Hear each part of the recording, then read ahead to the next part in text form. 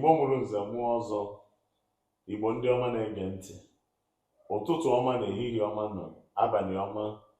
O sitere n'ebe isi awọchi anyị nke ndị oyibo kpọrọ depending on your current location. Ihe anyị ji maka wee bịa tata bụ okwu akpụ n'ọnụ nke bụ na aka aja aja na-ebute ọnụ mmanụ mmanụ.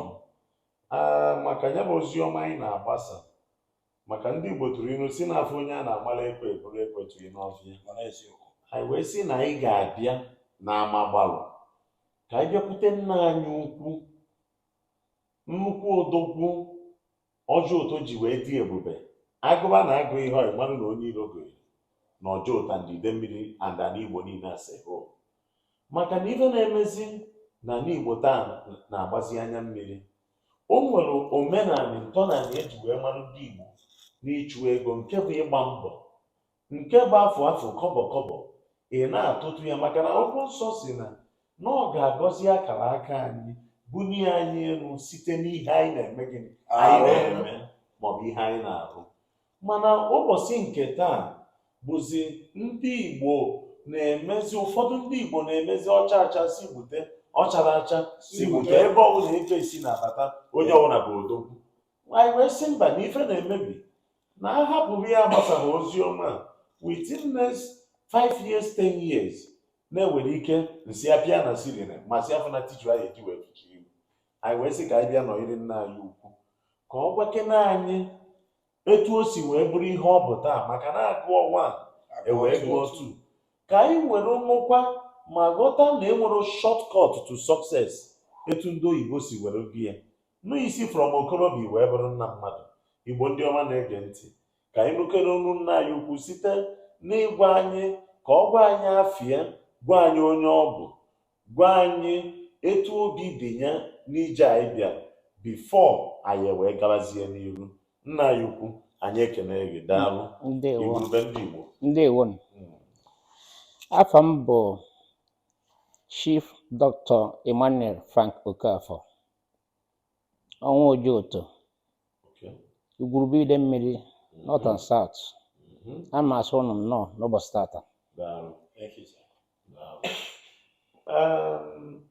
Nna anyị ukwu, anyị kenere gị. Anyị wabụ ndị ụtọ ndụ Media House maka na sinsi anyị malitere ije a, ọtụtụ ndị mmadụ na-akụ n'ekwentị ka anyị bịa, mana anyị wee sị mba, na ọ bụrụ akpọ ha na-agbarụ jebe ọ dị azụrụ, maka na onye ego ya enwero foundation, ego ya enweghị ọwa ama apụtanwu na onyonyo anyị anụnwa na ife anyị na-eme taa bụ gwa anyị ka i siri kpa ego wee bụrụ odogwu, ka ụmụazị na-eso anyị n'azụ mmanụ na-enweghị shọtkọt na mbuli elu nọ Chineke na-emekwu n'eze site n'ịgba mbọ nke anyị na-agba asị mmadụ.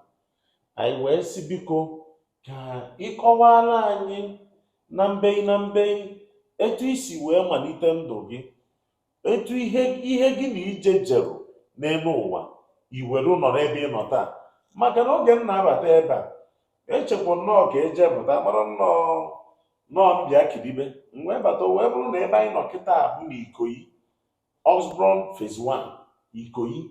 Mgbe ndị Igbo na-amarụgoro na onye bi n'ụdịrị ebe a gosi na Chineke agọzighị ya, ka ọ gwa ya etu Chukwu si wee gọzie ya o wee nwee ike biri ebe o bi n'ụbọchị nke taa. Igwulube ndị Igbo, Îgwulube Idemmiri, ọnwa gburugburu, biko nna anyị ka ị kọwara anyị etu isi wee bụrụ ihe ịbụ taa. Daalụsa. Ndewo. Okwuru na ndị otu ya dara n'uhi nne. Daalụsa.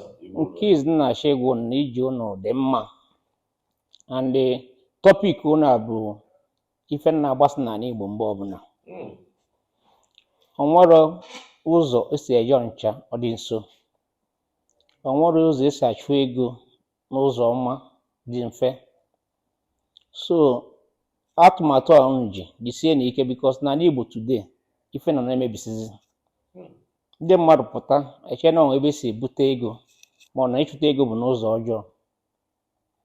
Onye dịka m bido naanị wee tụtụba wee ruo ebe nru tata, na ndị ebere evuru m n'ọka mma na iji nwayọ wee tụtụrụ ya wee tụtụgide ya mgbe Chineke ya sị gị ọ ya dị otu a dịkwa otu a. O nwere ike onye ụfọdụ dịka anyị ọchịa na-apụta nwee ego ma ọ nwee ego ebiri anyị, ọ dịrị otu a. Anyị bidoro wee gụọ 1 gụọ 2 gụọ 3 gụọ 4 wee gụrụ ebe anyị gụrụ. Mgbe nso ụlọ akwụkwọ pụta, anọ m na market dị n'Ọnịcha, Ọnịcha Ado. Which year? 1990. 1990. 35 years ago. Ka ị bara main market Ọnịcha. Ka mba market Ọnịcha. So ịba market Ọnịcha ahụ, nkwa m kwere onwe m bụ na mma agba mbọ because na ifeọma dị mma. Mma agba mbọ megịnị kpata ego mana n'ụzọ kwụ ọtọ. Ka ego esi akpata ego n'ụzọ kwụ ọtọ, ihe enwe ife ndị oyibo na-akpọ integrity, ihe adị focusness, ihe enwe passion n'ife ọbụla ị chọrọ ime in life.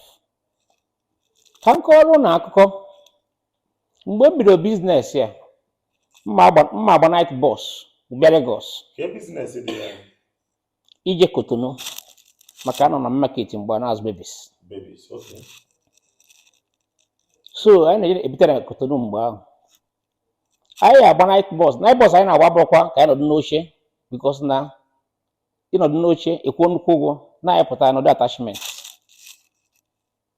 maka ego anyị kapere mpe mgbe ahụ. A na-azụ ego azụ, ọ bụ na ịzụrụ ego azụ ya zụta ya ọfụma. Anyị gba night bus ruo Lagos Ọnịcha ahụ. Anyị ebukwa ahụ anyị otu anyị akwụkwọ ahụ o wega wara na park wee mee gịnị binie njem wee jee Kotonu. Anyị ruo Kotonu ahụ anyị mee gịnị anyị zụsie afịa juzie ebe anyị na-arahụ ebe ọ bụla anyị fara arahụ because n'ihe niile a na-azụ ego azụ. Fọ na ịgba Kotonu ahụ anyị jee bata, mma ama ego one m zụtara wee mara ego one m spend because na mmadụ ya ama ka ọra wee marụ nke o yi eri eri. So ihe a mbido ndụ m anyị na-eme ya na-aga kwụwa aka anyị ọtọ otu a ka anyị si gagide ya nwetaba ndị biwara anyị ngwa afịa na credit na Kotonu. Mana anyị buru afịa jesi ya bata, anyị resịa ya, anyị ruo ego nyefa for na inye anyị credit of 100,000 nyebe anyị nke 200,000. Ọ na nnukwu a m kwuru trust and integrity. Ọ bụrụ ije m for na ịgba Kotonu asị na Ghana na-ewuzi mgbe ahụ. Na which year was it? Na ebe 1992. 92. Asị na Ghana na-ewu eme gịnị akwado jee Ghana. Ndị batara ego mgbe a na-agba flight dị Ghana mgbaka enwe Ghana Airways. Ndị otu anyị ka na-atụtụ anyị ma na na-atụtụ anyị baa moto anyị si Ọnịcha, moto anyị na-aba bụkwa night ya ị na-erutere gị ọsọ ịba moto na-eje Afrawo from there bakwa moto ya nọ n'ụzọ 2 days wee ruo Ghana because na anyị na-atụtụ na ndị na eyi maka akpa ya wee maka esi spend. Anyị jikwa Ghana anyị ruo Ghana mgbe a sị na fidin bọtụl ụmụazị na-aga afịa anyị ebute anyị megide anata Ọnịcha na surprise. Ife a ka anyị megidoro ndị oyi m si Lagos abịa si na opportunity ka na Lagos wee ruo afọ 1994 Megan bụkọ ngwongwo m bịa Lagos. Abịa Lagos mgbe m bịa Lagos ibi na nke oyi nwoke bụ onye Nnewi. Afọ oyi nwoke a bụ Chief Daniel Ekwanụ. Omeka nna ya Nnewi na ife nji weje biri abara ka isi a na-azụ ego azụ aka na-azụ ego m mgbe ahụ. So m wee yọọ ya ka m biri bịa because m nwere ego kwụkwọ ụlọ o nwere nke ya afọzi eyi ezuru gị anyị mee gịnị anabata m otu a ka anyị si wee mee gịnị bido from Lagos. Oge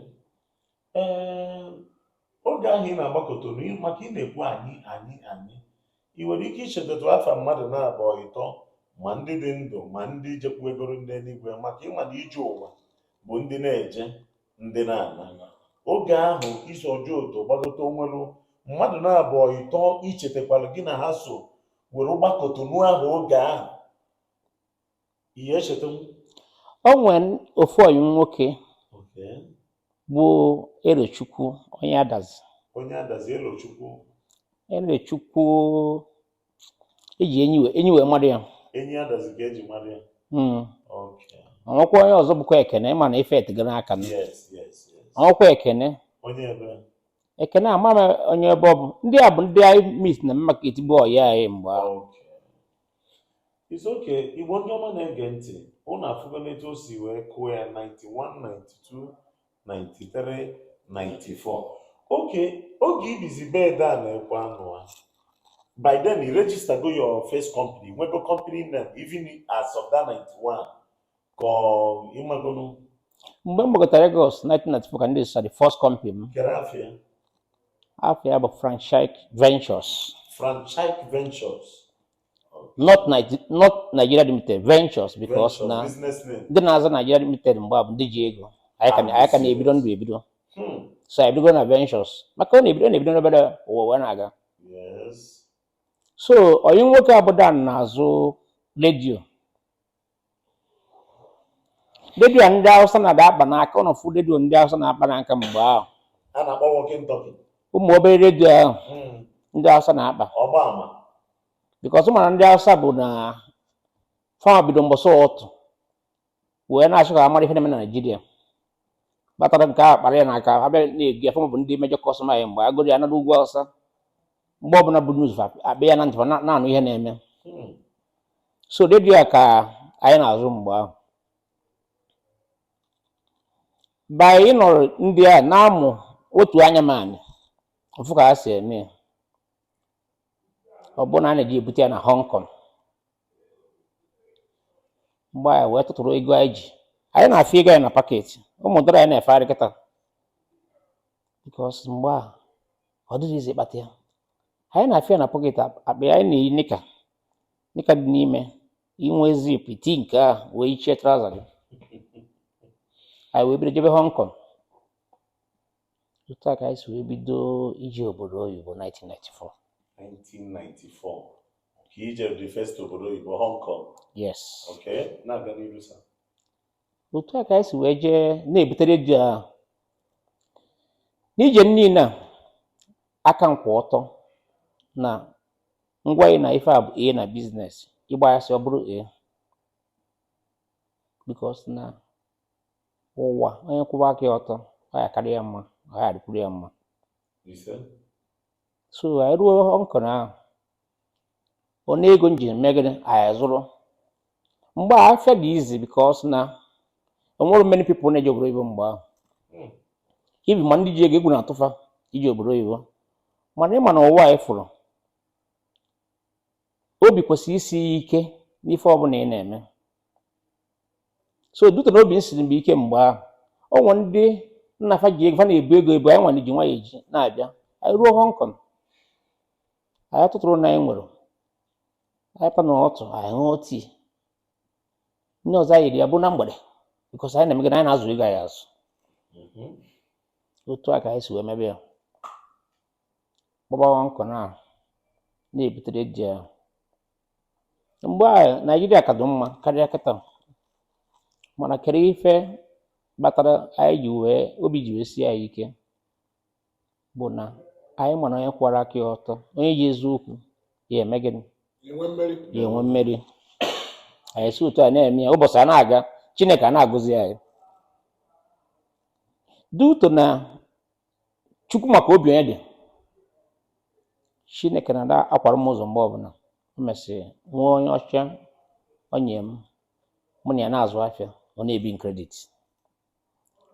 Mana onye ọcha gwara m wee sị m na mụ bụ so na ndị Naịjirịa zụgoro ya afịa ji ụgwọ kwụrụ ya ụgwọ.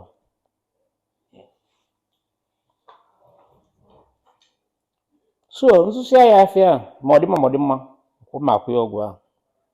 Fọ n'ije Hong Kong ahụ, mgbe ndị be anyị egwu ije China na-atụfa. Mana obi si m ike asị mmadụ like I say mbọsị ụtụtụ agwụgwọ m onwe na ma gba mbọ kpata ego. Otu a ka m si jebe China because ndị Hong Kong na China ka a na-eji ebute ngwa afịa na-eresi anyị. Mgbe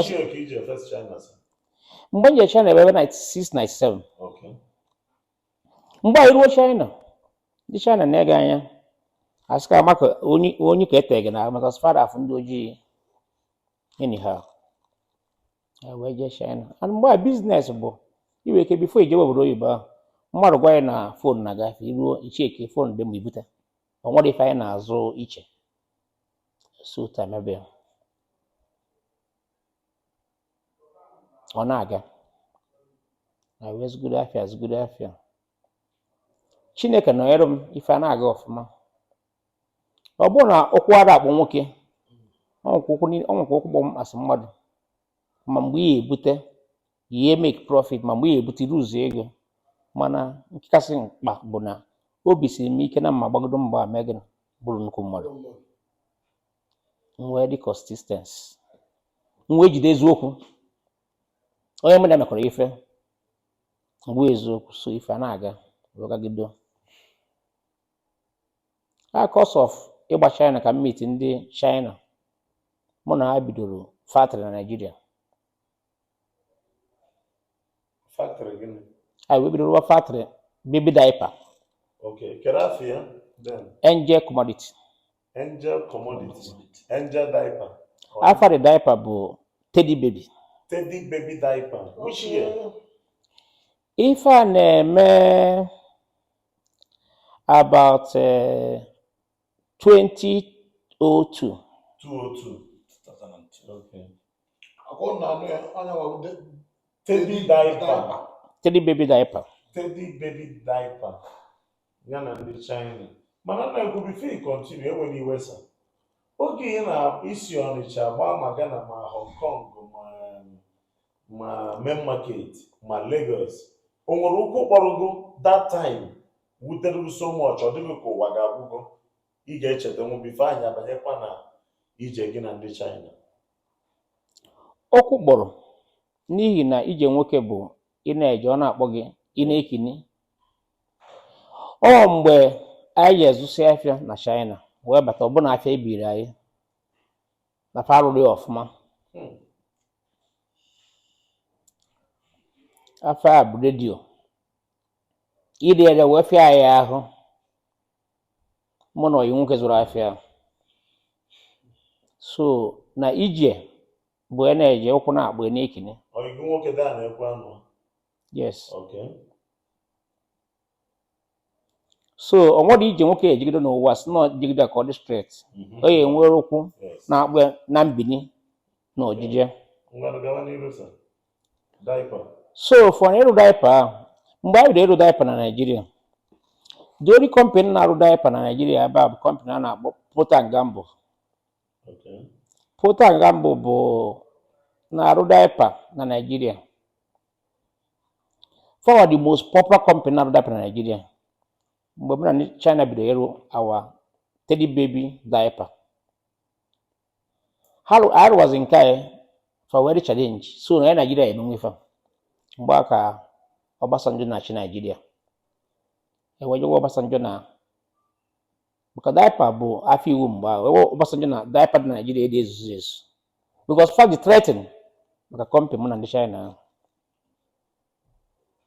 because first ha mara na Nigeria emenwe ya na ememe ya.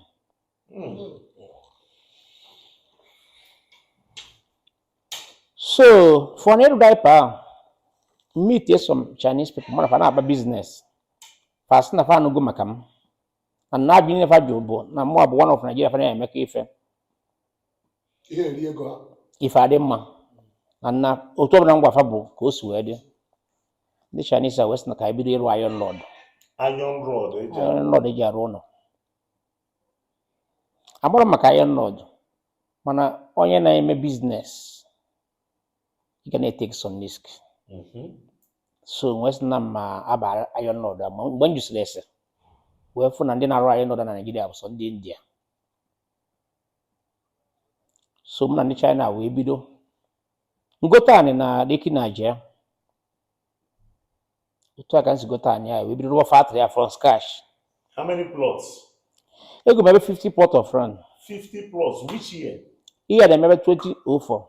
2004. Okay. I will rubber that factory. Rubber about the machineries.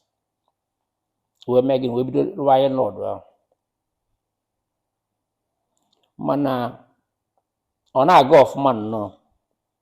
emesịa ije Naijiria eme ya ije Naijiria mere ya bụrụ ọkụ adịrọ n'obodo anyị onye nsogbu ịrụ the factory after some years ndụsịrị ya anyị rụ factory a merụ nji mgbe ndị mmadụ abịa na-ego ahịa nasịkwa ka ife ejide ahịa na-eme fasị na-eji alụ ụlọ nsịkwa sịkwa oke mgbe ndị be anyị ka na-azụ afịa ibi mgbe m ji arụ factory a ndị ọyị m na-asị m ka ife kazi m obi sịkwa na ife si ike na mmadụ ya eme ya Ọnya mere iji aza ezu ụzọ ọrịa. yes anyị figo obodo m ma deta igwe ife ji wee si m eze ụzọ mgbe ọ na-achị Obidiwe, sorry. mgbe ọ na-achịchi m chiz o wee sị m na-abụ m onye rụrụ ayọn kpụọ ụzụ kpọọ ya gbọọ na ndị ọka na-aza ya n'ọnụ ma na-akpụ m ya gbọọ o wee sị na ọ ga-echi m eze ụzọ otu a ga-esi wee chi m eze ụzọ one of Ojoto. Okay. Isi na oge ị na-manufacture iron rod a ndị mmadụ bịa na-ego ayọn iwee jụba ha ihe eji ayọn eme. Because mgbe a before ndị mmadụ na-akwụ ya ụgwọ ndị na-ere ayọn before eburu ndị surprise ayọn niile gị ga-ejide eme O nwere kọstọma na-egosi gị ayọn ike ihe echeta oge a. For one of the biggest iron seller even up to date to Mfaja onye Yoruba. Are you serious? Yeah, one of the biggest iron seller from there till now. Okay. One of my biggest customer there. Okay. So na ejute ka even ji ayọn na-eme asị na n'ụlọ ka eji arụzi isi ụlọ gịnịzi wee ji mere research because na onye chọrọ ịba uru na ndụ ya ga na-amụ ife mgbe ọbụla ya ka eji si na onye njepụ ka onye isi awụ mma. So wee mere research wee fụ na Nigeria lack as from there more than 100 million home. Nigeria is like more than 100 million home. So na enwere opportunity n'ime the estate. O nwere ofu ụlọ ya mgbe ahụ onye ọgbọ barista Pat mmadụ abụ ndị be mmadụ abụ n'ọgbọ onye ụkpọ. Okay. mụ na ya dị na mma because na onye chọrọ ịbara onwe ya uru ga na-eso ma ndị ka ya mara ife because na ọ bụrụ ya every time na nọdị na-agwa maka real estate. Mgbe si oke mgbe m nwetara information na nweta ofu na ofu wee fụ na ife a bụ business. Ofu na ofu. Na nti 1+1. Okay. Wee fụ na ife a gara because na lawyer na-agwa m na real estate bụ ezigbo business. Okay. Na ajụ ka ife a ji ayọ na masị na ayọ mbụ ụlọ ka eji arụ. So wee sị oke ife m gwara onwe m bụ na like I say onye na-achụ ego ga na-ajụ ese ọ ga na-etake risk. Wee sị na m ebido real estate. Ihe m gwara onwe m na mbido real estate ya nlụọ na ọ na m edede ya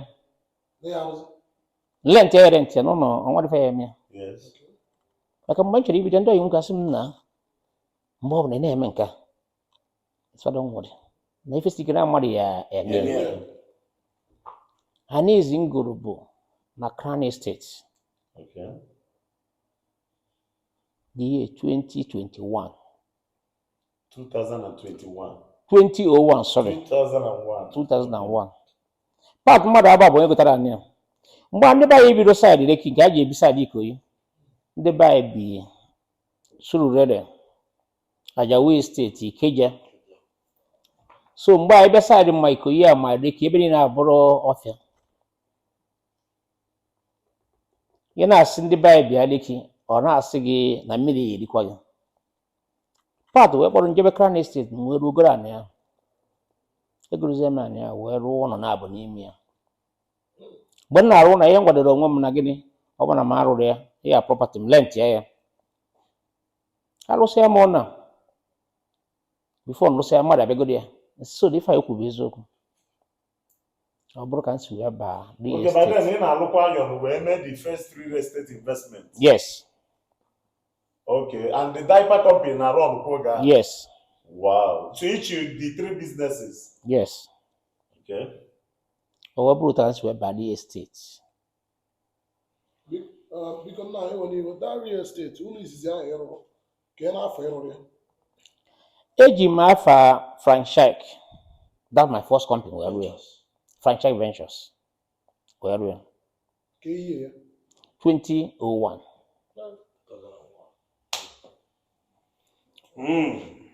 2001.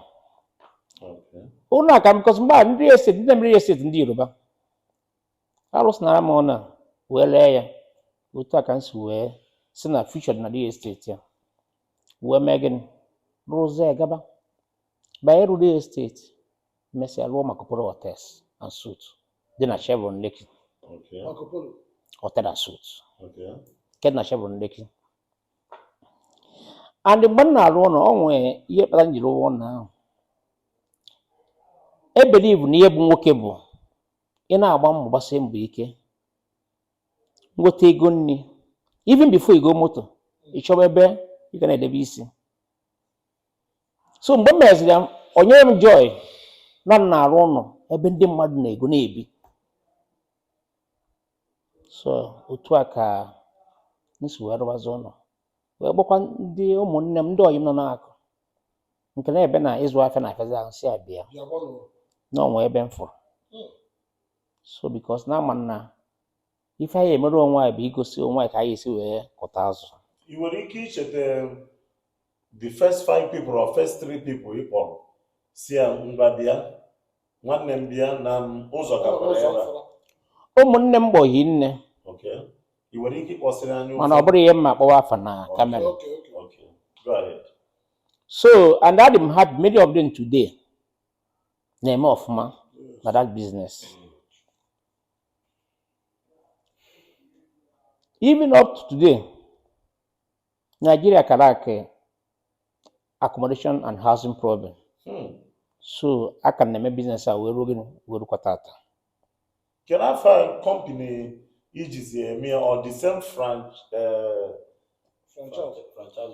Mba mgbe m mere property business ahụ after m mesi nke izi m mana business m emebezi m were esi Marcopolo group all the consistency of Marcopolo Properties Nigeria Limited and Marcopolo Hotel and Suites. Okay.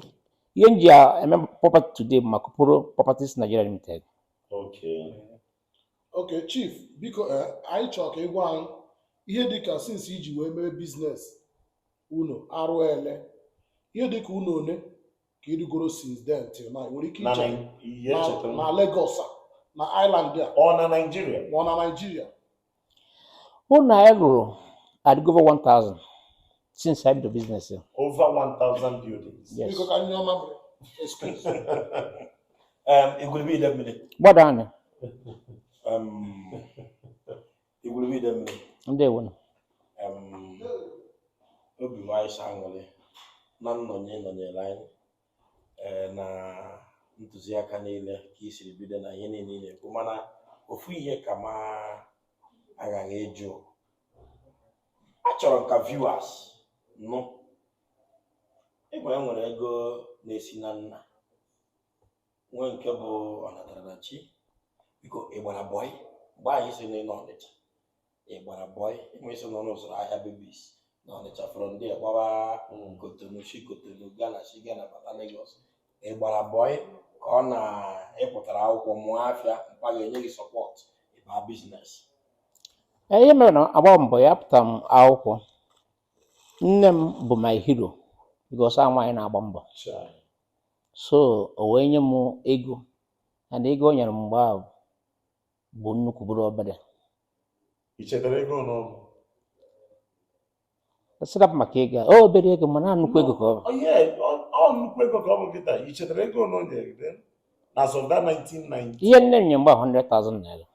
Na 1990? 1990. It's a big money today now. Nnukwu ego bụrụ obere ego mana ife dị mkpa bụ na nwa azụrụ ya zụgide ya wee zụrụ ya tata and ịzụ ya bụ ịgba mbọ.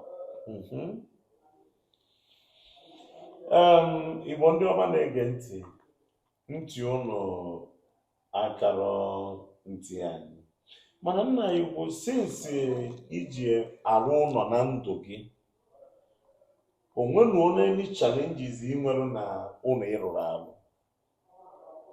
Dịka m kwuru ije nwoke bụ ọ na-ekinye ọ na-agbada. Yes. Mgbe m bidoro ịrụ ụlọ họteelụ izi m lụbara na ndụ m. The first hotel ịrụba na ndụ gị? Na ndụ m. The year 2005.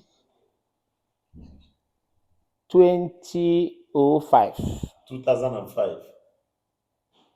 Hotel a ma arụ ya rugide ya ọ nọ na roofing hotel wee daa. Are you serious? Chelu, ịrụgide the hotel O wee ruo na roof na hotel roofing level wee daa. from foundation to collapse. Collapse ya N'ebe na Chevron. This Marcopolo now. Mba ọ bụrụ ebe ọ dị kịta. Okay. Mgbe ọ dịka ụwa agwụ na mana ụwa agwụrụ. Mbọsị ya mere anọ m na hotel ahụ mgbe anọ m na site ebe a na-arụ ya sị ka m jee pụta. Mgbe m ji wee pụta ọ bụrụ na hotel ahụ enwee na crack. Anọ m awọda n'ihu m. Ife a eme bụ amara Chineke na ndụ m because o mere nwee mmarụ na ife ọbụla mere n'ụwa na Chineke nwere izi na o ji wee mee. ọma maka ya. Ama maka ya. Na ihe a mesịrị n'ụwa nwee mmarụ na ebe ọ bụ na dị m ndụ na nke dị n'ihu ka. Ihe ka m obi na mbọsị ihe a mere bụ na asị m na ihe ọ bụ na ogburu m ma ọ bụ na ogburu mmadụ na akọ ya aka nkụ. Wee sị Chineke na nsogbu adụrụ mgbe a anyị ka na-atụtụ mana obi mee gịnị si eme ike. Mgbe mesịa werụzie Marcopolo ka nke ahụ. So ije nwoke adịghị izi. Mgbe ihe a mere enwebeghị m ụdị ego nwe kịta aka na-atụtụ mana aka nwere n'anya n'ihi na amana na-agba mbọ n'ụzọ siri ezi na mma akpata nke karịa nke na emesị kpata ya.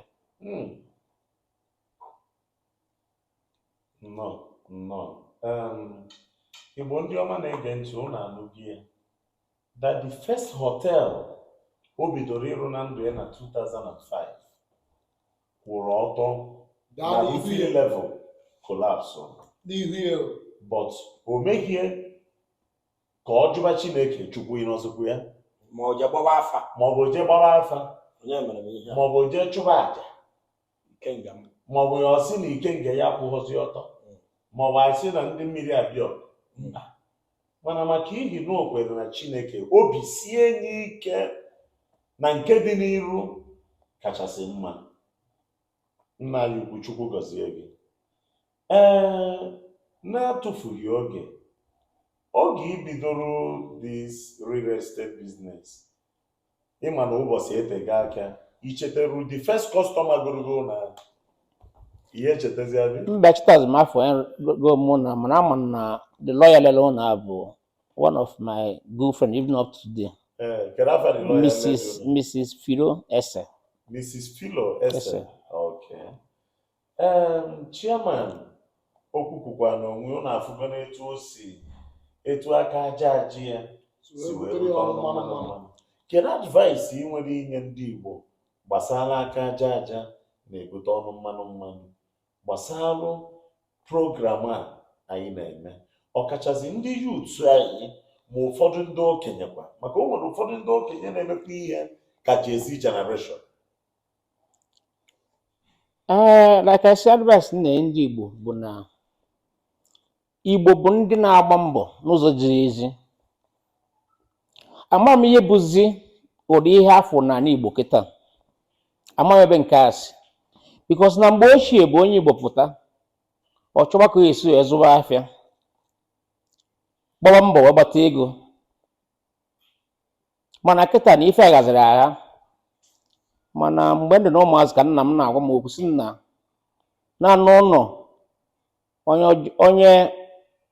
ụlọ onye na-atụ egwu ka esi arụ be dike aka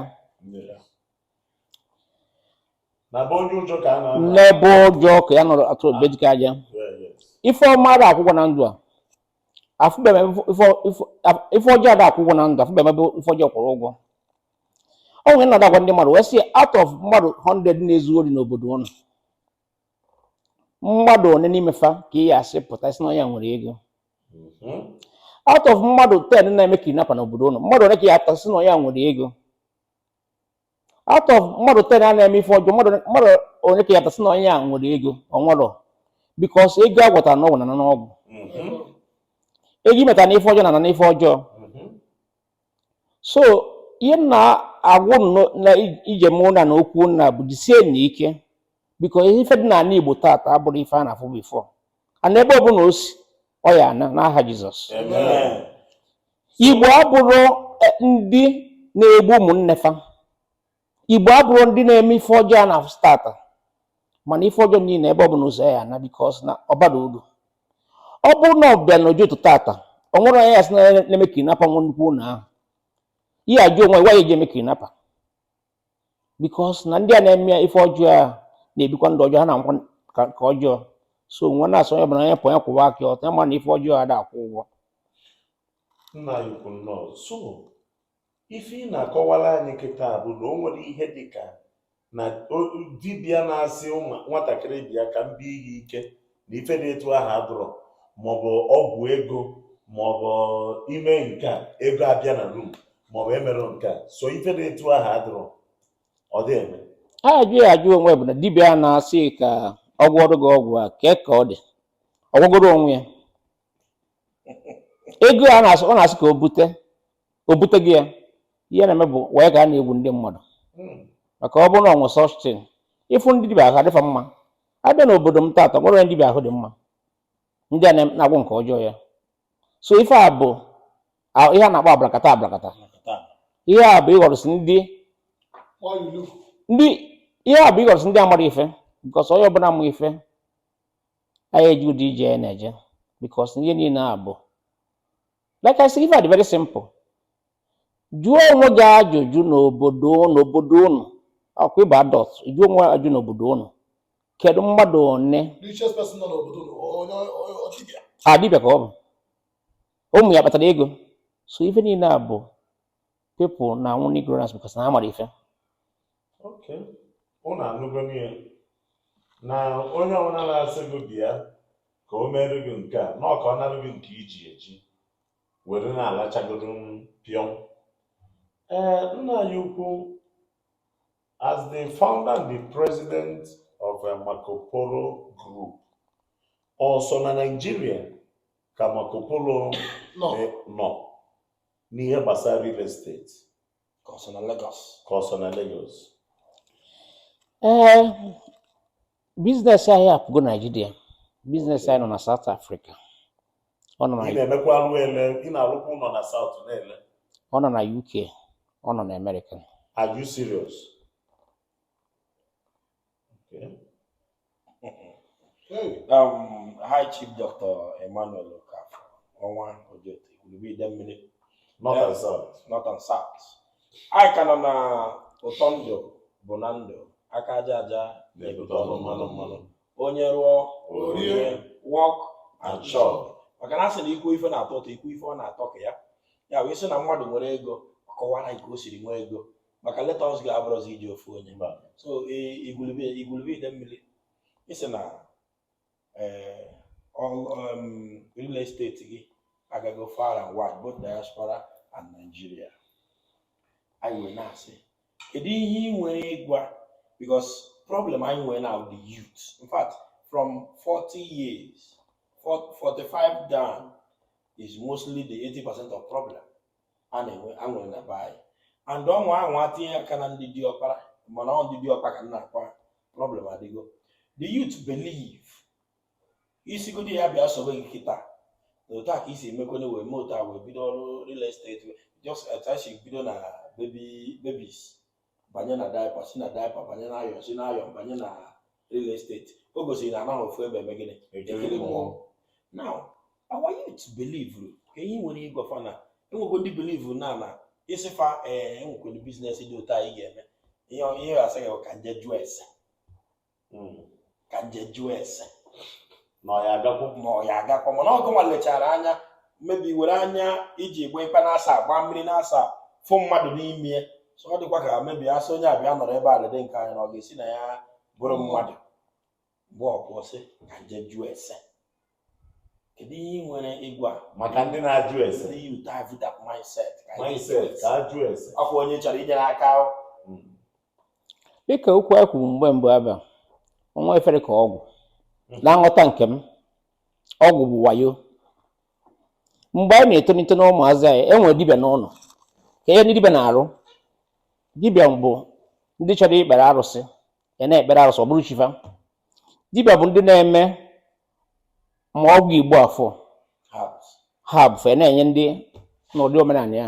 Ọ bụrụ dibịa tata bụ dibịa ndị wayo ka ha bụ bata na-abịa n'ala Igbo kịta ama nka ka nwere 1% of ndị ezigbo dibịa. So onye na-ejebe dibịa ije gbaa afa bụ wayo ka ị na-eji igwu ya. Onye si na ka eje jụọ ese bụ wayo ka ọ na-eji igwu ya.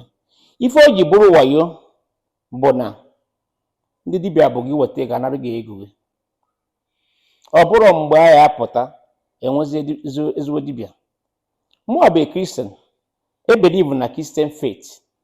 Onye si na ọ chọrọ ime omenala dị iche n'ime ife ọjọọ. Onye si na onwe chi ọ na-akpọkwu ya n'ụzọ chi ya, ọ bụrụ ime ife ọjọọ bụ ime omenala, because na Chukwu bụ onye ma nke ka mma. Mana mụa bụ a Christian and I believe in Christian faith. Ada m agba afa, ada m ajụ ese, because okwukwe m nọ na ya bụ n'ebe Chineke nọ ka ọ dị. Nna anyị daalụ nnọọ. Igbo ndị ọma na-ege ntị, unu n'anya, unu anụghị ife eze ụzọ one of Ọjọọ Îgwulube Idemmi North&South, ọnwa Ọjọọ, the founder and the first pioneer president, F15 Committee of Rest of Nigeria. I hope I'm right. Yes. And also the incumbent President General, Diamond Fitness International Sports Club of Nigeria, and the National BOT Chairman, the Parliament International Friends Club of Nigeria. Unanugo ihe okwu etu aka aja si wee butere ya ọnụ mmanụ. Ịkpọ ihe ị na-eme ihe ọ bụrụ gịnị ọ bụrụ ihe. Sikwanụ na ịma akpọ ya ihe gị na ihe emebe. Nna Igbo anyị na-asị ka Chineke gọzie gị ma gbaa gị ume na ị ga-adị ogologo ndụ, awite arụ isi ike. Na o nwere ndị dị ndụ a na-ebili ebili, mana ekpere nke anyị na-ekpere na ị ga-adị ndụ wite arụ isi ike ma ka nka ma zee eze. Na nchịkọta nna anyị ukwu, maka na ama m na onye batara n'obi ga-asị nnukwu onye ichie, nnukwu high chief echiri echi na Ọjọọ aka na asatọ, Ọjọọ manino, Lagos State gọọmenti manino, Nigeria manino, South African gọọmenti ị na-akwụ ha tax dịka isi wee gwa anyị, UK gọọmenti and American gọọmenti. Ọ bụrụkwa mbe na efe. Biko kene ụmụ ole ka Chineke ji wee gọzie gị? Chineke gọzie nwute ụmụ ịnọ, nwoke na-abụ na nwaanyị na-abụ. Ị bụ afa ha n'isi? Afa m izi m bụ afa m Nzubechukwu. Aha ole ka ọ dị? Nzubechukwu 23 years. Nke abụọ bụ Ugochukwu Justice. Nke ịtọ bụ Obinna Cruz. Nke ịnọ bụ Emi Kaitochukwu. Anyị na-etokọrọ Jehova n'ihi na ọ dị mma, n'ihi na n'oge ebi ebi ka ebere ya dị n'ezinụlọ ndị bụ Ọkafọr. Nna anyị Chukwu gọzie gị, onye nwe anyị gọzie gị. Daalụ. Na-ebute ọnụ mmanụ maka na ụtọ ndụ bụ na ndụ. Ọ bụrụ na onye rụọ ORİEE